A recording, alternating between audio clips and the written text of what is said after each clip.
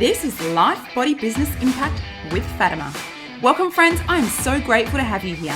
I'm your host, Fatima Ingalls, fitness expert, best-selling author, lifestyle entrepreneur, founder of the Life Body Business Fit Systems and co-founder of the amazing Freedom Retreats. My mission is to positively impact 10 million lives, to inspire you to wake up and live from your bucket list of dreams instead of waking up one day with a bucket list of regrets. Get ready to be inspired with weekly episodes and interviews that disrupt your thinking and motivate you to build your best life, body, and business. To change one life is to change many, so come with me now and let's get started with yours.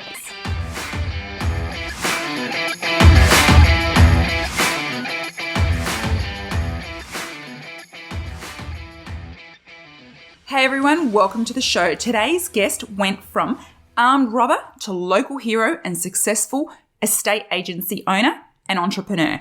Mike Maisey is an incredible human being who has had an incredible story. He talks about it in his recently published book, Young Offender, My Life from Armed Robber to Local Hero. This man has had an incredible journey and his life is a testament to what anyone can achieve no matter what their circumstances.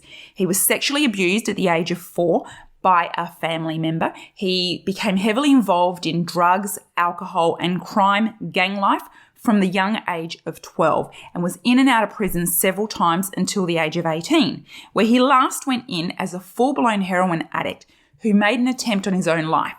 Thankfully, he was not successful in doing that.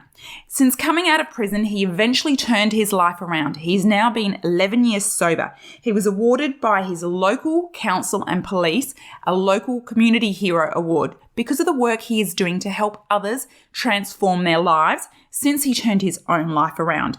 He is an actor, a doting father and husband.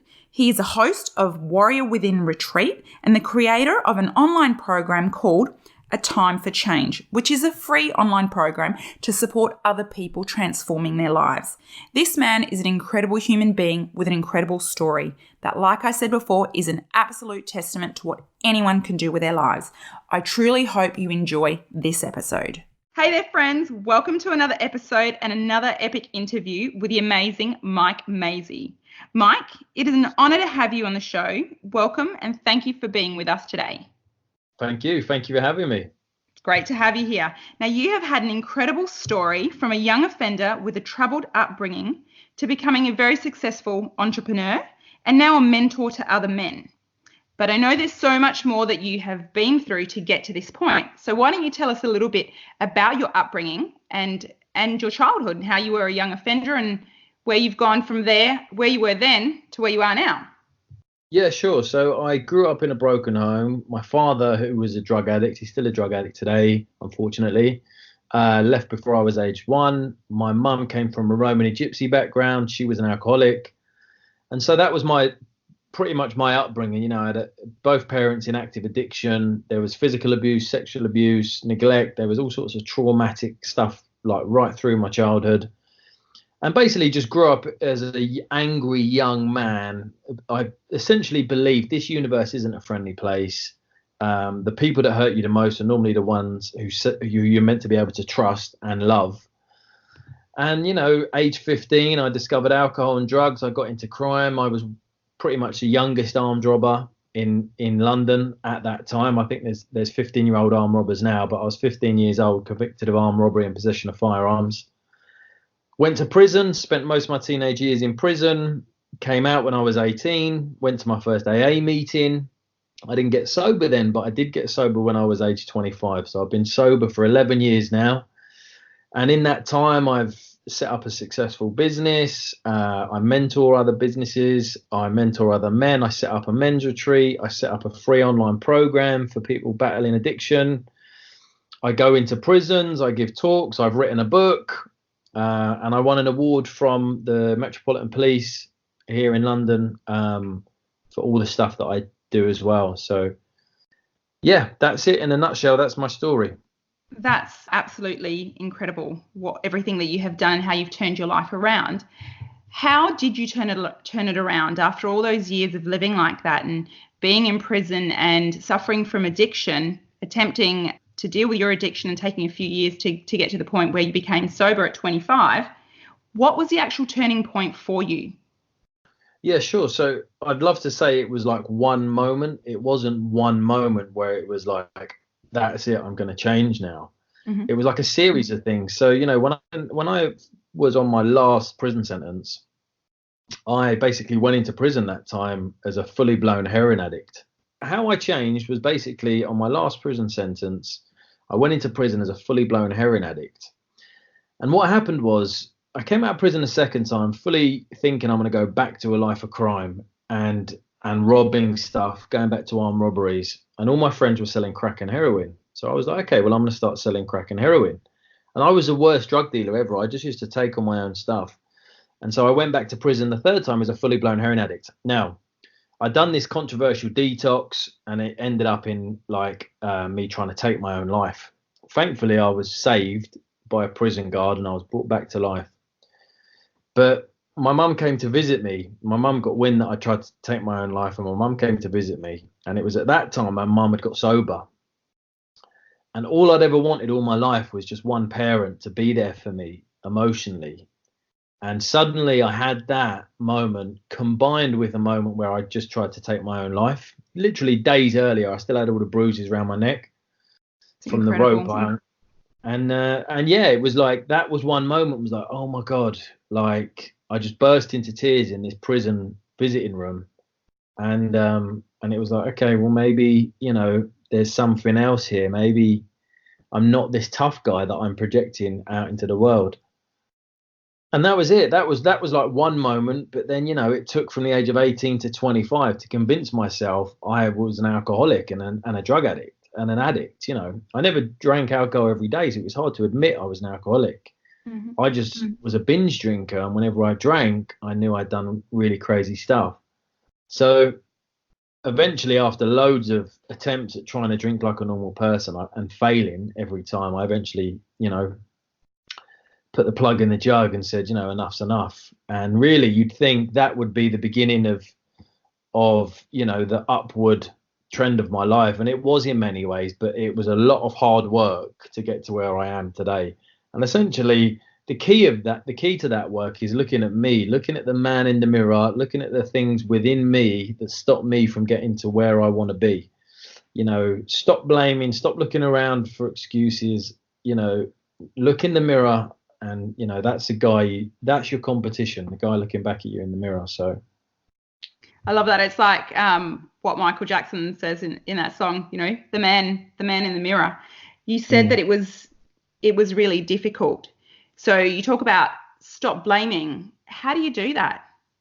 You know, it's obviously a difficult challenge to make the change, and you were having massive change in your life from the lifestyle that you had to becoming sober and on the way to building this successful life and business. What are some practical things that you actually did? So the first thing I had to do was try and understand what was going on for the people that done the things to me when I was a kid. And somehow I had to find forgiveness. So it wasn't my fault what happened to me. I was an innocent little kid. But it's my responsibility to figure out how am I going to live with this stuff so it doesn't hold me back going forward. And for me, the key was forgiveness. And to forgive, I had to really figure out like what went on. And so for me, you know, the guy who sexually abused me was my Uncle Tommy. He grew up in a children's home run by nuns and priests from the Catholic Church. All he knew all his life was physical and sexual abuse. So when he came to live with us and he'd done the same thing to me, he was just repeating what was done to him, what he thought was normal. That's all he'd known. He went into a children's home when he was a baby. He was less than a year old. Yeah, wow. And so in that, I could sort of see his innocence. I could be like, okay, he wasn't born a bad person. He was born into this world. That's all he knew all his life. He was passing on something to me that he thought was normal. And in that, then I was able to forgive him, you know. And it's funny, when I was able to forgive him and see his innocence, I suddenly thought, well, if he's innocent, then maybe I'm innocent too. Maybe, you know, all the crazy stuff I'd done that landed me in prison, maybe it was life that chipped away at me and made me that way. And then I forgave everyone else, and then I was able to forgive myself. So yeah. That's amazing. It takes a really big person to forgive something like that. You talked about sexual abuse, that your uncle sexually abused you, and you found it within your heart, and I guess through a lot of work on yourself and personal development, to take responsibility for where you were in your life and forgive someone who had done something quite hurtful to you. Do you feel that forgiveness is something you do when you forgive a person, even yourself, something that you do in one instant, or is it something that's ongoing? I tend to think that it's something that we work at. It's a work in progress. Yeah, of course. And I think people get forgiveness mixed up a lot of the times. Forgiveness isn't like the end of having any negative feelings towards that person. You know, I don't suddenly say, oh, I forgive my Uncle Tommy and I'm not upset with him anymore. At times I still feel like angry at him, you know, but I always come back to his innocence.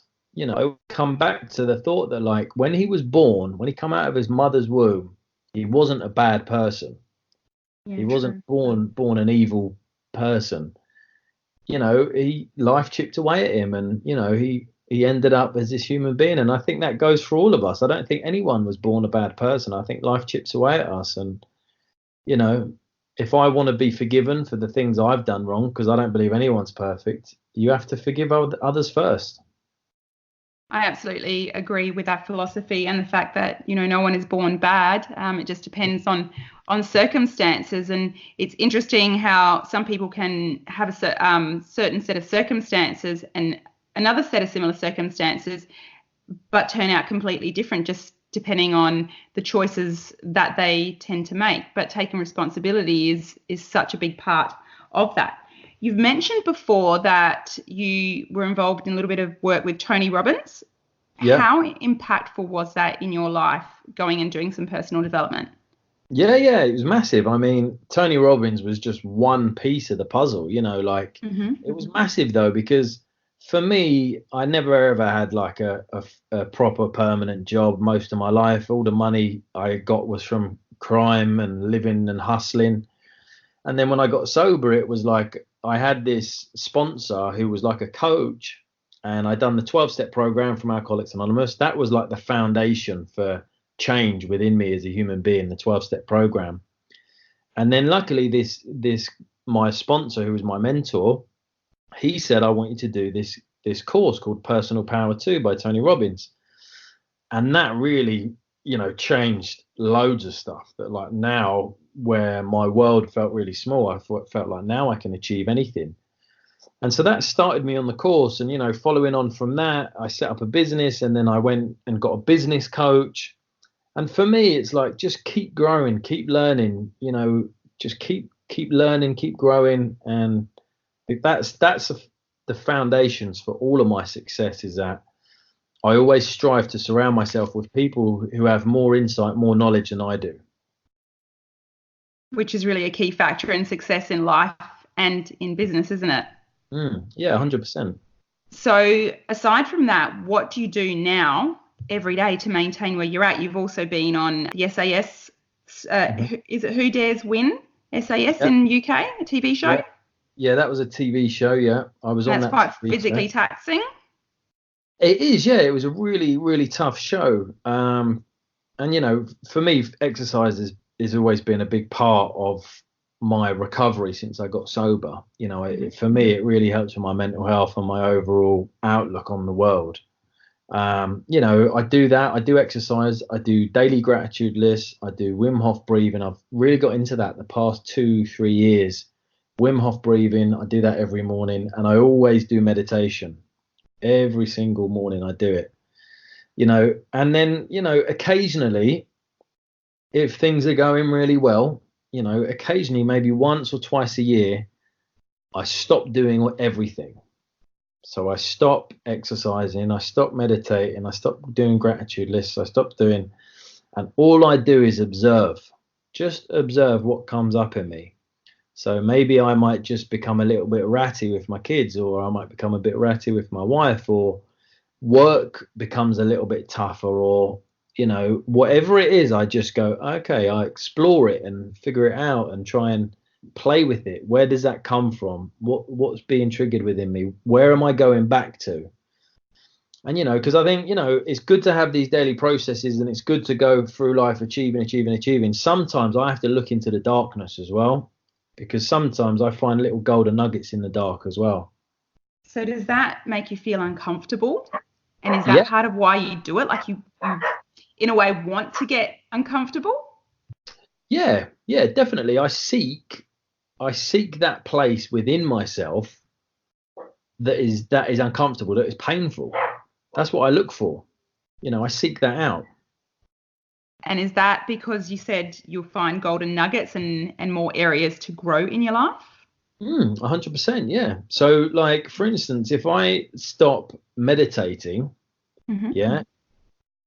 one of the things that happens to me is that I stop getting these really great ideas.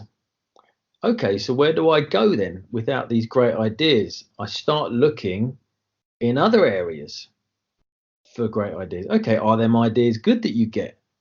No, they're not.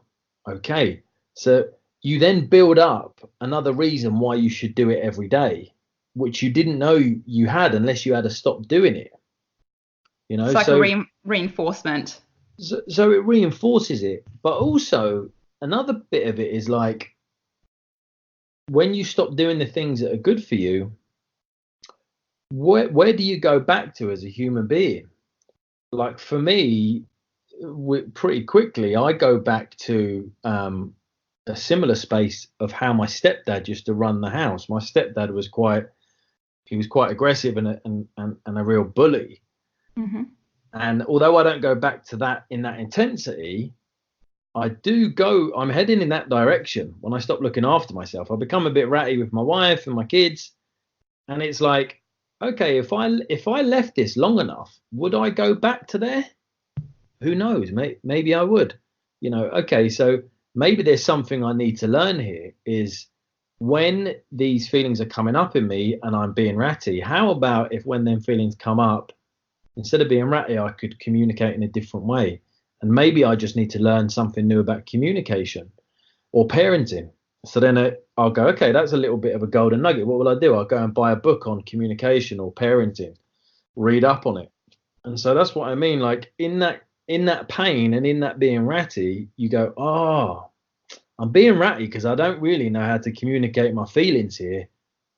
Okay, we'll go and learn how to do your feelings, and now go back to doing what works for you.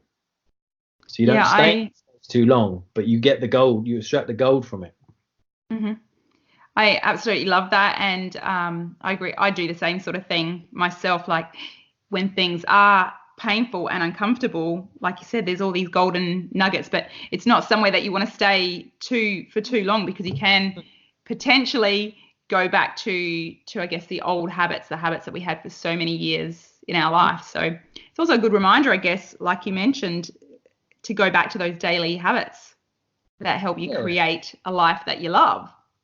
Yeah, I think so. And I think for me, it's also a good reminder that, I am a human, and a human has to feel a whole range of emotions, not just good emotions all the time. And so it's allowing yourself to feel that full range. Sometimes I can be sad, sometimes I can be happy, sometimes I can be ratty, sometimes I can be full of joy.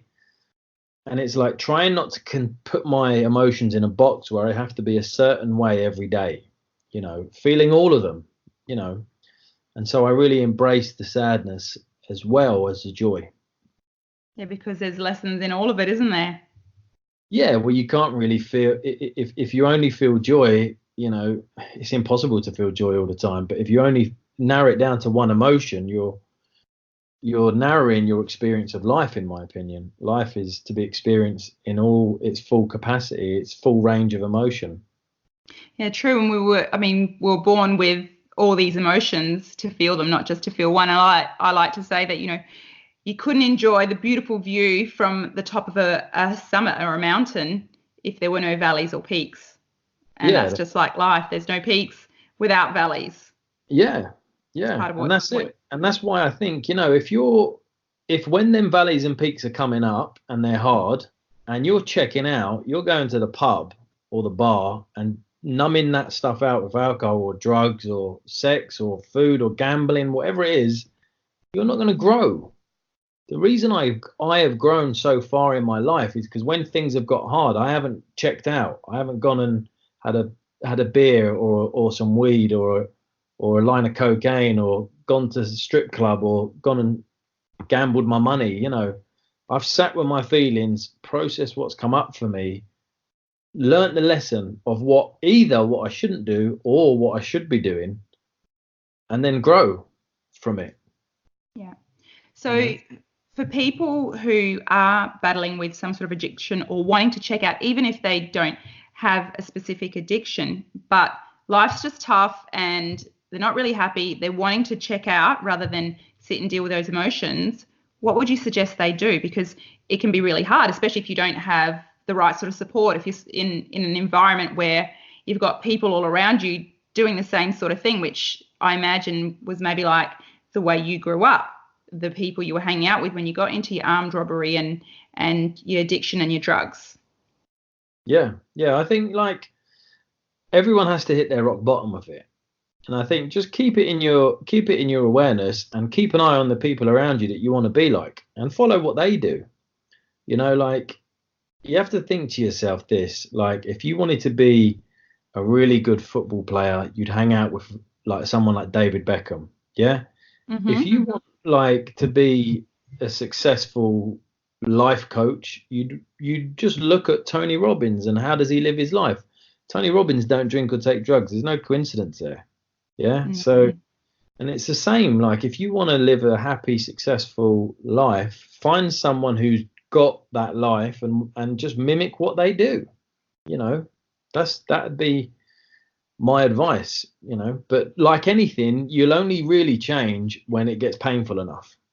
When you're really sick to death of living the life you're living, that's when change happens. And it happens in an instant. You need to get that leverage on yourself, don't you? Yeah, you need to just become sick and tired of it, you know. So going back to the changes you've made in your own life, you would have obviously had a whole bunch of negative and toxic type people around you. How were you able to completely remove yourself? Did you just cut these people out of your life, the people that you used to hang out with, and any of the people that you did used to hang out with when you were younger and doing drugs and offences, have any of them transformed their own lives? Or have you been the only one that's sort of broken away? Yeah, in my old neighborhood, no one has. Quite a few of them are dead now from drug overdoses. A lot of them are doing long sentences in prison. Yeah, I was like quite rare in my community. I was quite lucky that I was one of the.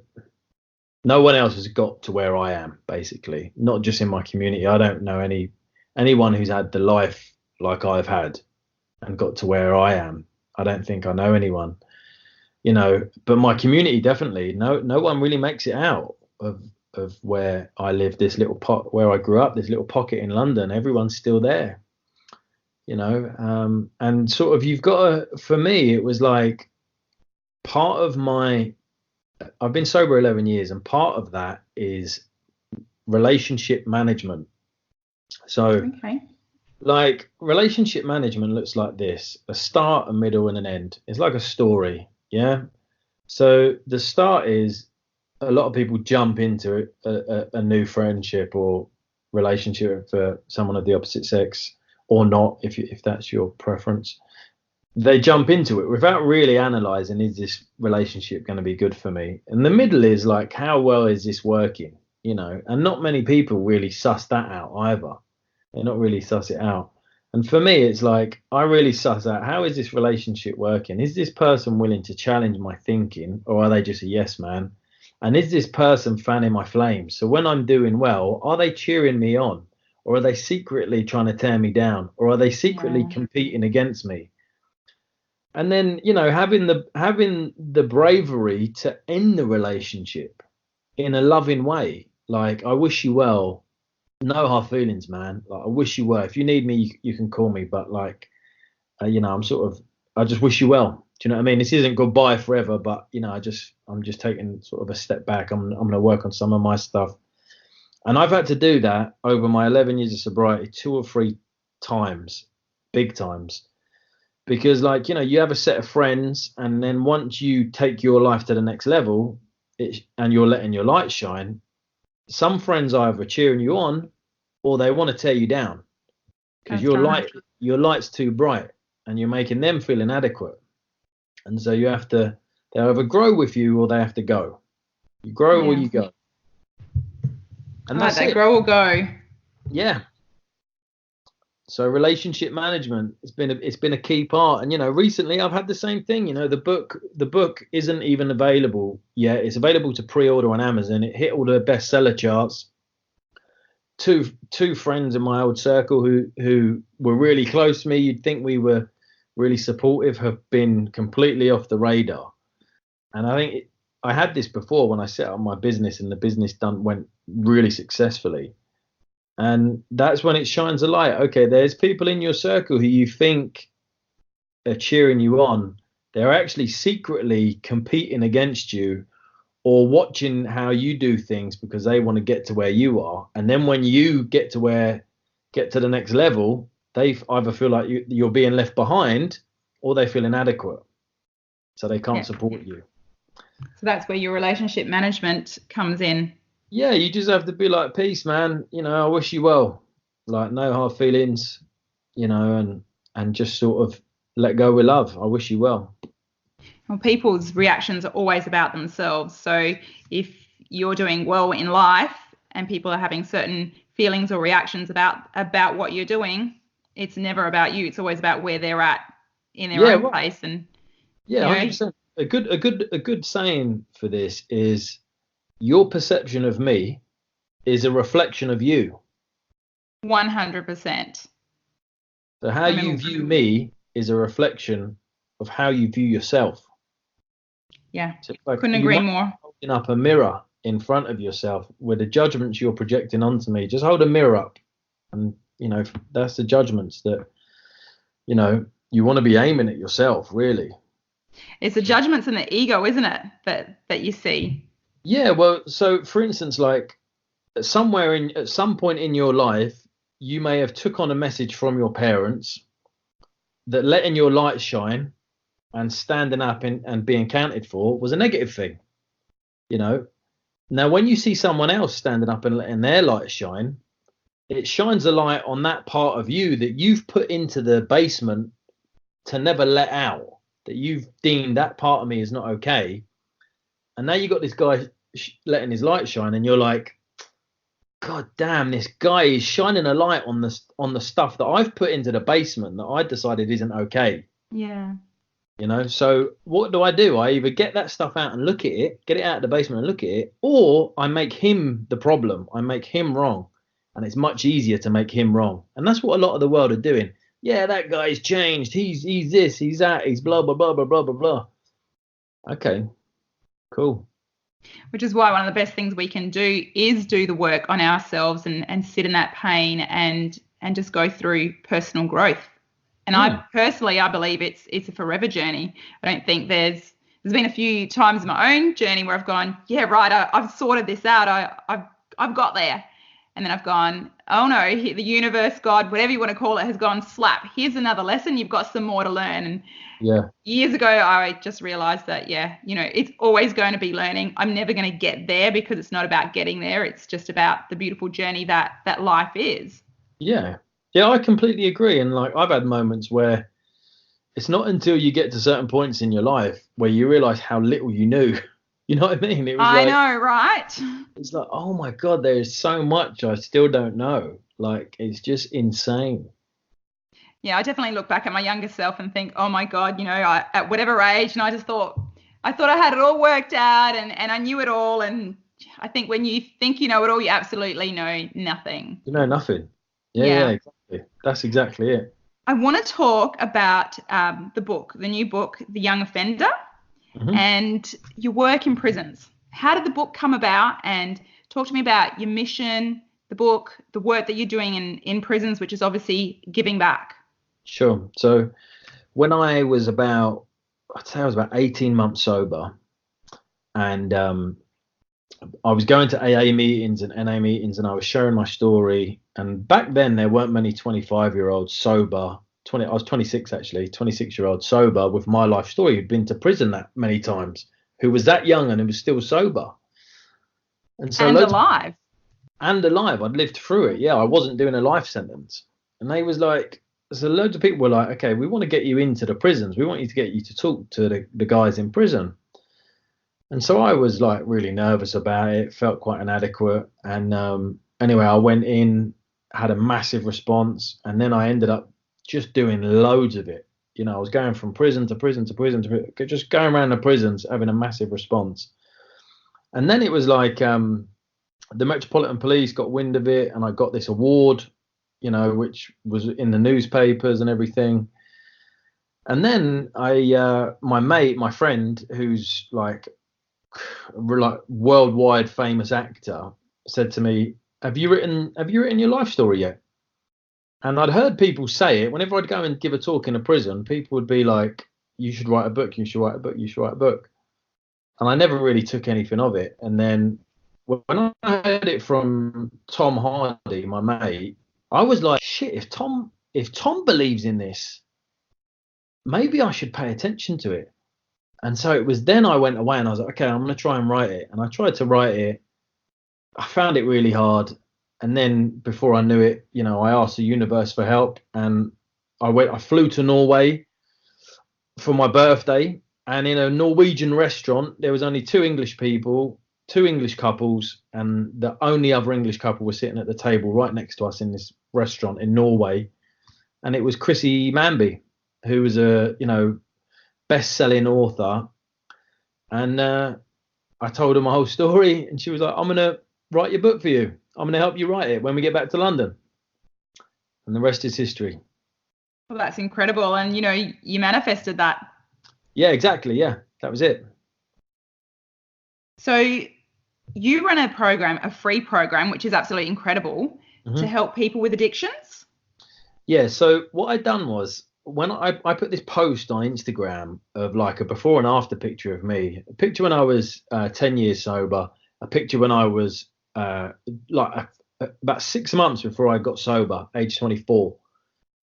And this picture went like viral. It just like I don't even know how many likes it got, but last time I checked, it had like, you know, 7,000 or 8,000 likes, shared like thousands of times on Facebook and Instagram. And everyone was messaging me the same type of message.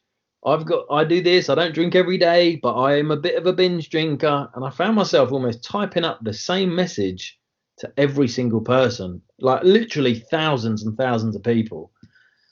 And then I was like, what if I just had a program where I could just direct people to and say, look, why don't you check this program, this free online program out?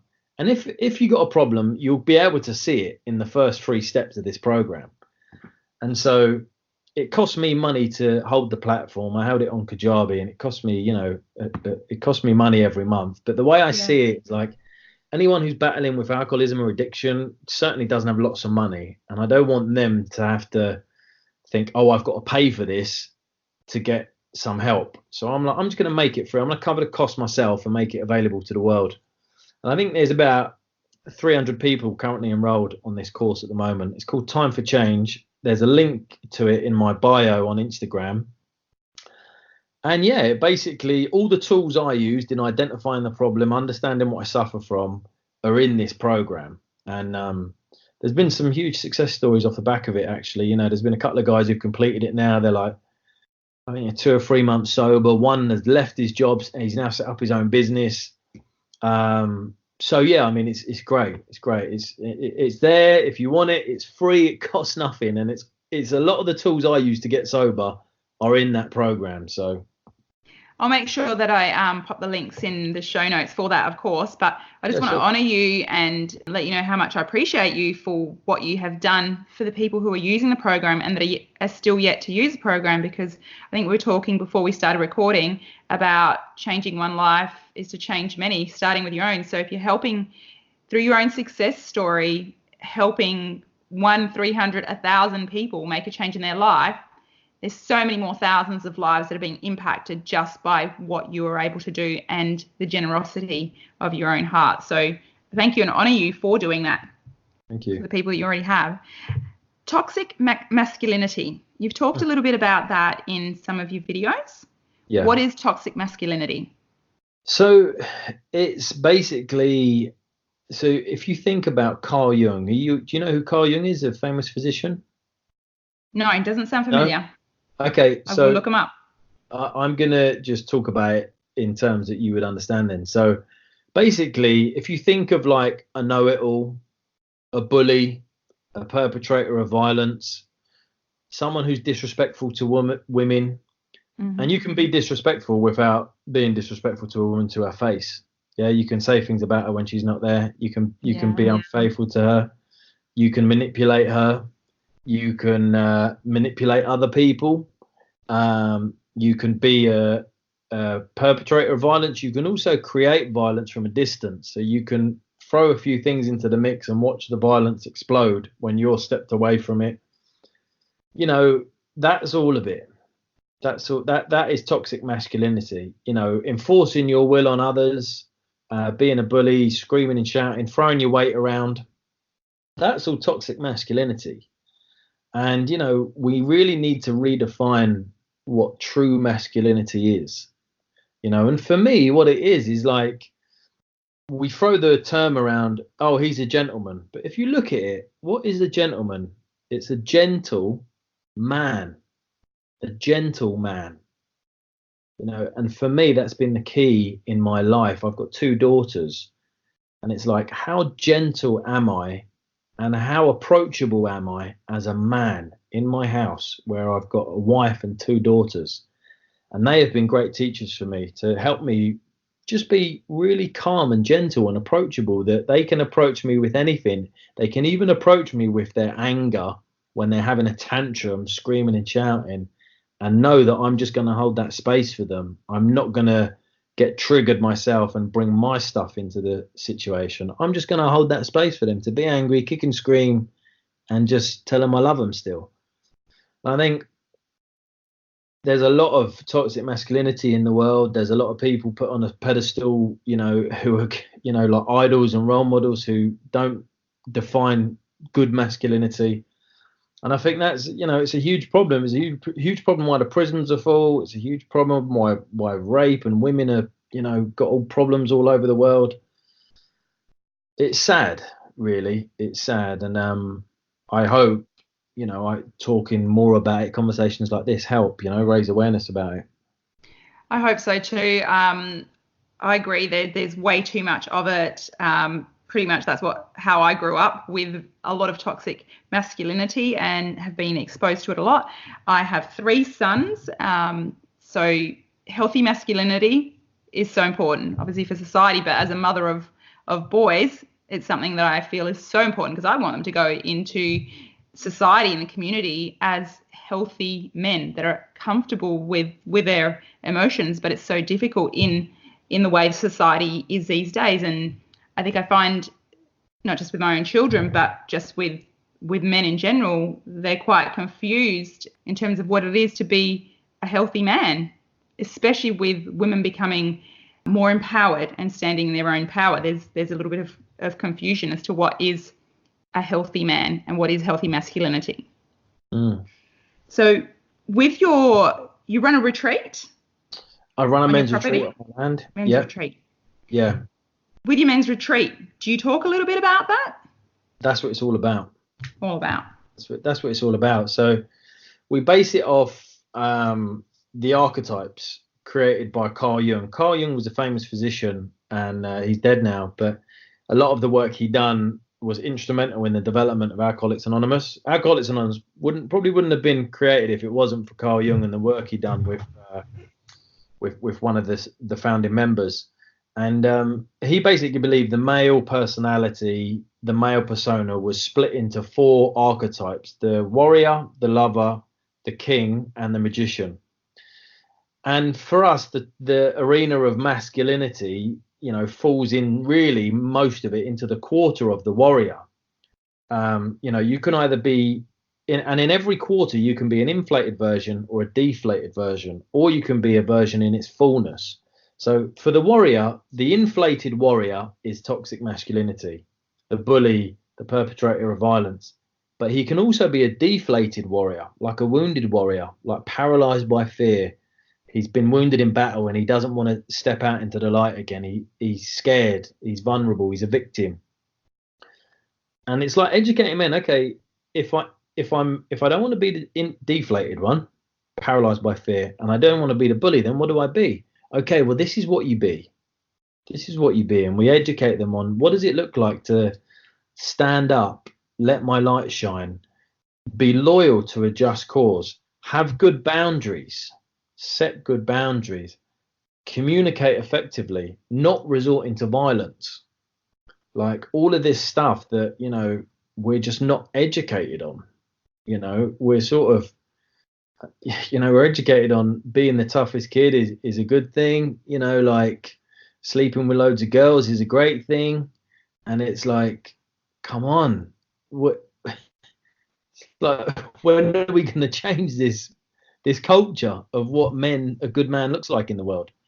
That's what we do on the retreat. And I put you in really intense situations to shine a light on what voice is more prominent. So I put you in a Native American sweat lodge where it's completely pitch black and boiling hot.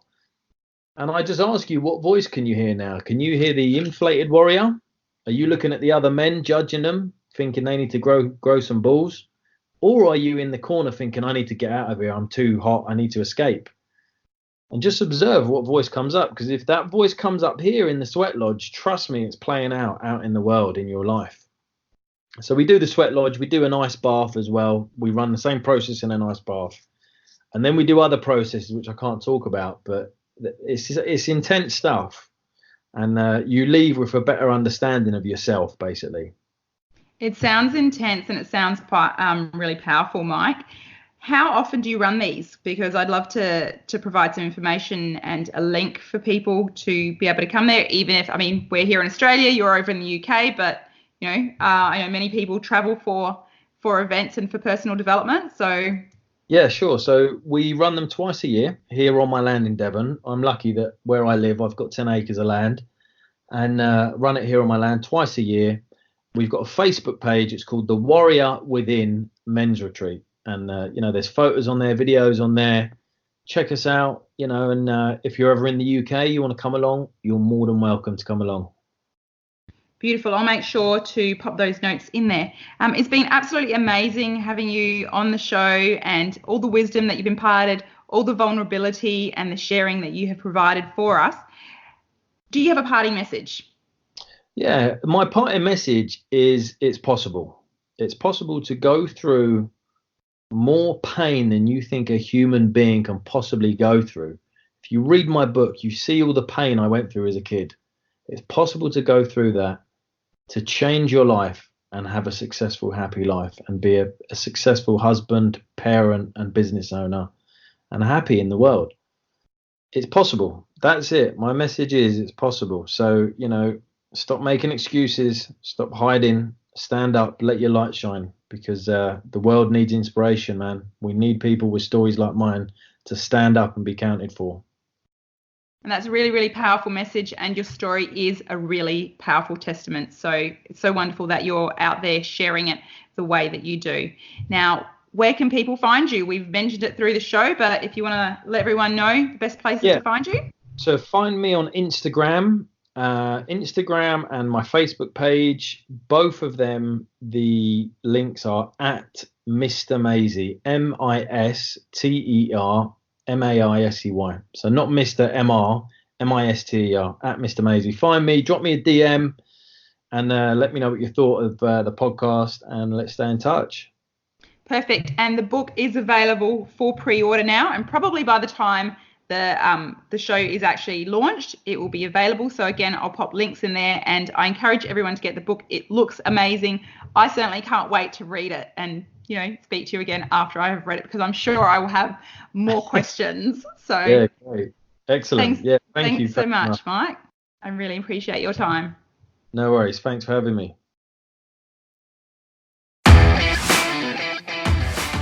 Thank you you so much for listening to the show. I truly hope you have found it beneficial and have taken some value from it. Hopefully, a lot. If you did, please share this show with anyone you feel may need to hear it. I would also absolutely love if you would take a minute or two to review this show on iTunes, Stitcher, or whichever platform you happen to be listening to it on. With your help, we can accomplish my mission to positively impact 10 million lives. That would be so awesome. Now, if you want to connect with me or my guests on other platforms, or if you want to send me an email with questions or ideas of guests to interview, please check out the show notes. I am so incredibly grateful to have had your time today, and I can't wait to have you on the next episode. Have a great day.